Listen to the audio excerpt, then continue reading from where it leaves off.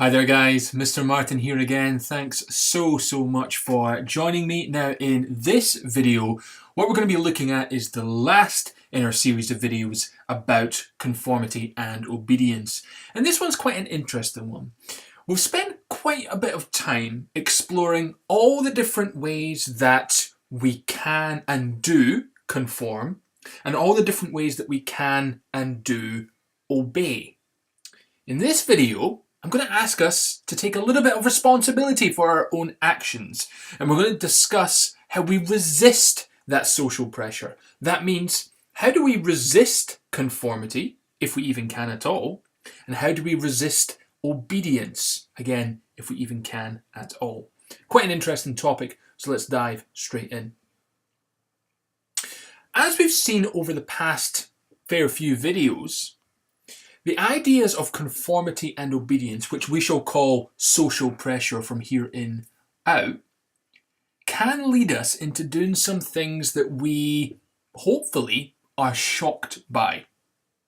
The evidence tells us, for example, that conformity can lead you to doubt what you see with your own eyes. Think about Ash's experiment, whereby people were absolutely sure they were seeing something. Or did they see that? Was the rest of the group right and they were wrong? They were doubting their own eyes, doubting even their own sanity, perhaps. Could conformity, social pressure, lead us to behave monstrously to others? Think about the Stanford prison experiment, whereby these prison guards behaved with absolute brutality to the dear prisoners that were in the basement of Stanford University. Milgram's experiments tell us that simply obeying someone who you think is in control could lead us to severely injure someone, maybe even to the point of killing that person. Now, these things are shocking, and rightly so they are shocking. But this leads us into an interesting question. Is there any group out there that might want to resist? People that have an understanding of social pressure and might be trying to lead you into doing things that you don't necessarily want to do.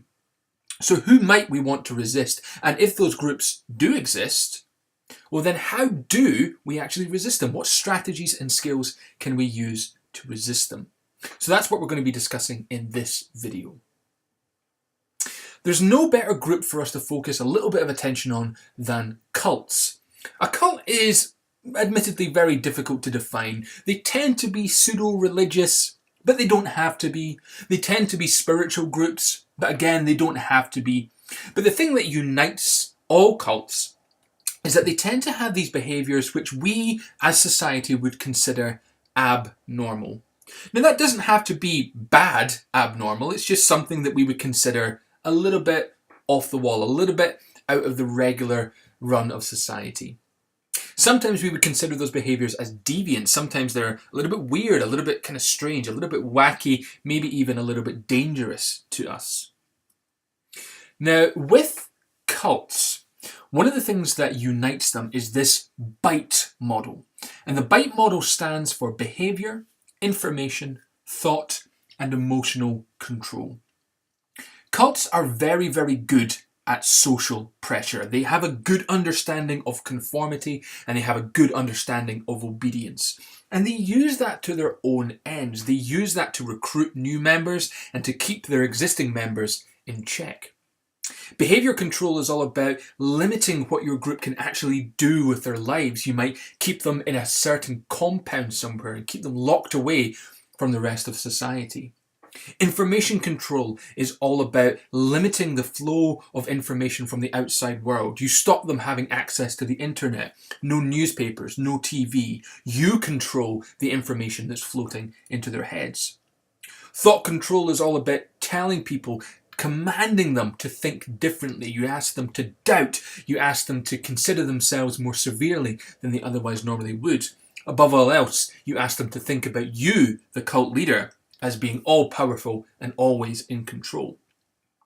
Emotional control is all about basically taking someone's emotions and putting them through a mangle, putting them through an absolute mincer. You will command them to doubt themselves always. You will command them to think about themselves with very low esteem. And then you will come along at the end and you will be the answer to all their problems. There are lots of different examples of cults. The one that I've got highlighted here is the People's Temple. The guy that you can see at the top of the screen, that is the Reverend Jim Jones. The Reverend Jim Jones started the People's Temple back in the 1970s, and he took lots and lots of people to Guyana. The idea behind this was to take people that had been disenfranchised by society, Black Americans, Latino Americans, people that had been displaced from society, and give them somewhere that they could belong, somewhere that they could be part of a group. Now, the thing about the People's Temple, however, was that Jim Jones was, well, let's face it, the guy was absolutely off his rocker. He was insane. And he took hundreds and hundreds of people, including many, many children, to their deaths in the 1970s.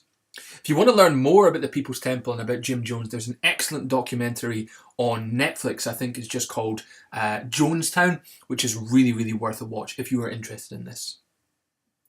So clearly here, guys, we've got lots and lots of reasons to want to resist social pressure. We don't want to be part of a cult. We want to be absolutely in control of our own lives. We don't want to be in tow to anyone. So what strategies could we use to resist that social pressure? How do we resist the pull of the cult? How do we resist and say no? Well, there are 5 different things that we can do. And the first one, probably the most sensible, is all about education. All we do here is 2 things. The first thing we might want to do is raise awareness of any particular cults in the area. Now, you might be surprised, but there are actually quite a few cults in the nearby area. Edinburgh has many, many cults. Now, you probably don't know that, but they lurk just under the surface, and rightly so. They don't want to necessarily be all that publicised. They want to keep themselves a little bit more secretive. So if you go into the area and you tell people, look, there's a certain cult in this area, we think they might be recruiting new members, well, then that gives you an automatic head start. You can say, if some weird guy approaches me and tries to induct me into his cult by using all this flowery language, well, then you're more likely to say, no, no thank you, I don't want to be part of your group. As well as raising awareness, we can also teach people how to say no. Now, that is quite difficult. Cults, remember, very, very good at manipulating, very, very good at spinning what you're saying into their own methods, into their own reasons. So what we do is we teach people, especially children, we teach them skills to make them less vulnerable to manipulation. For example, we might teach them the broken record technique. This one's really, really simple. All we do is we teach that child, if someone approaches you and starts trying to get you to do something that you don't want to, you say no. And then you say no again. And then you say no again. And this idea of only saying no to this person, broken record, no, no, no, no, no, eventually will make that person disappear and leave you alone. The idea behind education here is also to do with parenting. Now, this isn't really part of cult education, but it is a good part of teaching people to avoid social manipulation. If we can teach people, especially new parents, how to parent democratically, and if you remember, democratic parenting is all about teaching your child to think for themselves, teaching them to question the rules that they're being asked to follow. Well, if we teach people to parent democratically, then their children should be growing up with higher self-esteem, able to question the rules, and are be more likely to say no to any manipulation and any obedience. That's the thought anyway. The second strategy for resisting the social pressure is all to do with role models. For this, we'll call this group support.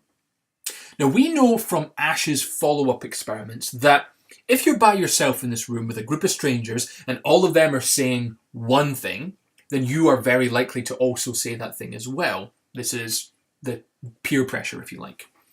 Having someone else in the room, however, that also is saying what you agree with, so they're sticking up for you, means you are far more likely to dissent. You are far more likely to go against the group.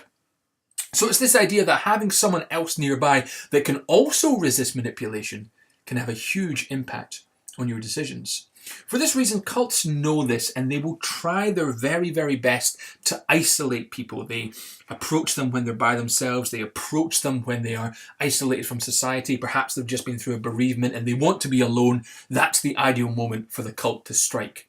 Having an understanding of that and never being alone, either socially or technologically, whatever you want to say, never being alone means that you are less likely to make a poor decision. When a cult actually does approach you and you are inducted, you find yourself becoming a new member, they will often ask you to completely sever ties with everyone that you know. Now, they will tell you this basically because you want to be making a new start. You want to be making a fresh start in life. Get rid of your old friends, get rid of your old family. We're the only family you'll need now. But of course, this is all to do with role models. If you remove yourself from your previous social circles, you are far more likely to fall victim to manipulation. So again, having an understanding of this, as someone is asking you, get rid of your old family, get rid of your old friends, then that should be ringing major alarm bells for you. The third element, or strategy, if you like, of resisting social pressure is all to do with moral reasoning. Now, we've got an interesting study here to tell you about. This is by Hornsey and his colleagues in 2003. Basically, what he did here was asked people to come in. These were Australian students, by the way. He asked them to come in and he rated their, if you like, their opinion on gay marriage. He rated it from strongly in favour of to strongly opposed. Now, at the time in Australia, gay marriage was a very, very in vogue topic. Lots of people were talking about it, lots of controversy around it. Now, what was quite interesting is that when he had an idea about where that person lay on the spectrum of yes, they supported it or no, they did not, he would give them lots and lots of evidence to the contrary. So let's say, for example, that I am in favour of gay marriage. I think that everybody should be allowed the chance at happiness in life. So I'd be sitting there and then Hornsey would come in and give me all this graphs and say, no, look, here's a graph that basically says you're wrong. All of these people disagree with you. They all disagree with gay marriage. They absolutely hate the idea. Now, if this was Ash's experiment, then we might be persuaded to think that we'd cave in and we'd go along with the rest of the group. Well, okay, maybe I'm wrong. Maybe gay marriage isn't that great of a thing. But what Hornsey finds is something quite different. If you are strongly in favour of gay marriage, then no matter how many different graphs, different tables, different bits of evidence that someone gives you to the contrary, no matter how much of it there is, you will not break. You will always keep your opinions. So what Hornsey's telling us here is that people with strong moral beliefs tend not to succumb to social pressure. In fact, you tend to go the opposite way and make it more likely that you don't. Quite interesting. We also have to factor in this idea of socialization here. If you are a child with authoritarian parents, people that have brought you up to obey unquestionably, the parents might think they're doing the right thing. Children, after all, need rules. It's something that they crave. It's something that they do well with. But teaching a child to obey unquestionably obviously puts it at risk from groups that also demand obedience. If you teach a child to always say yes, then a group that comes along and says, hey, do you want to join our group?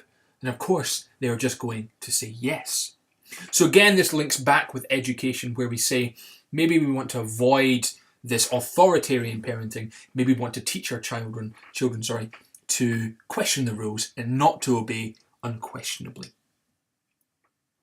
Our fourth strategy is questioning motives. If you've never seen the movie Matilda, I recommend you go out and see it. It's absolutely brilliant. One of my favourite films from my childhood. The reason that I put this here is that cults and other manipulators, not just cults, really, really good salesmen perhaps, they often deliberately mislead about their true aims.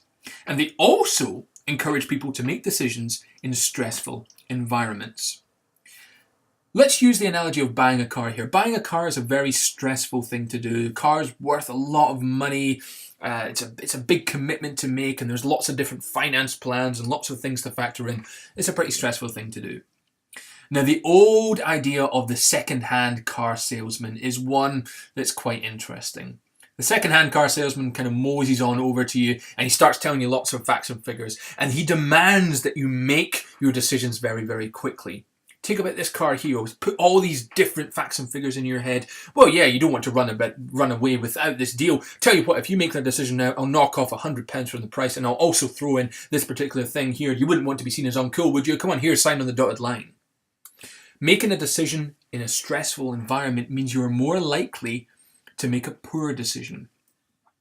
For that very reason, all you have to do here is simply ask, is this too good to be true? Who is really profiting from this decision? The salesman wants to sell you his car because he wants to make a fast buck. He's not in it for you. He's not got your best interests at heart. He's only got his own wallet at heart. Cults do the same thing, rather. If it's all that in a bag of chips, if all of these different things are coming together and they're asking you to make a decision very, very quickly, simply ask, hang on a minute here. Is this too good to be true? Who's really benefiting from this decision? If you find that it's not you that's benefiting, it's someone else, then that should ring major alarm bells for you. Our last strategy is all about taking responsibility for your own actions. This links back to Milgram's agency theory. The whole idea behind this, remember, is that in times of stress and times of panic, we tend to follow the leader. So in this idea, people that are in cults, they might take some comfort from just switching off. They don't have to make the decision. They let the cult leader make their decisions for them. And what's quite interesting is this seems to ring true. People that are in cults, people that have fallen victim to it, tend to be people who have just come out of some kind of trauma, some kind of bereavement, or some kind of really difficult period of their life. Well, maybe they've fallen victim to the cult simply because they want to switch off for a while and let somebody else make their decisions for them. To get around this, remember, all we have to do is remind people that they are responsible for their own actions. Not the cult leader, it's not them making the decisions, it's you. You are responsible for your own actions. As soon as you do that, we tend to find people make the right choice and remove themselves from that situation. We have to be a little bit careful with this one, however, because this isn't a blame game. It's really important in these scenarios, if we do have a victim of a cult, not to blame them and suggest that they should just be taking more responsibility. Think about the people that you've hurt. Think about the family and the friends that you've left behind. That's the wrong thing to do. And the reason for that is that cults target the young and they target the vulnerable. We tend to find that they've suffered a traumatic experience, sometimes in the year prior to being recruited. We don't want to remind them of that. These people are going through a really difficult time. So we want to gently remind them that they are responsible for their own actions, not just soldier on in there and remind them that they are the reason for all the evils in the world. Key concepts here, guys. We've got 5 different strategies we can use to remove ourselves from cult pressure, from social pressure, from all these horrible bits of socialization. Education, role models, higher moral reasoning, questioning the motives, that is this too good to be true? And of course, taking responsibility for one's own actions. These 5 things sometimes come up in essays, guys, so make sure you know them well. That's everything for this video, guys. Thanks again so much for listening. In our next video, we'll be looking at a slightly different topic because we are done with conformity for the time being. But thanks again for listening. I hope you learned a little something, and we'll see you again next time. Cheers!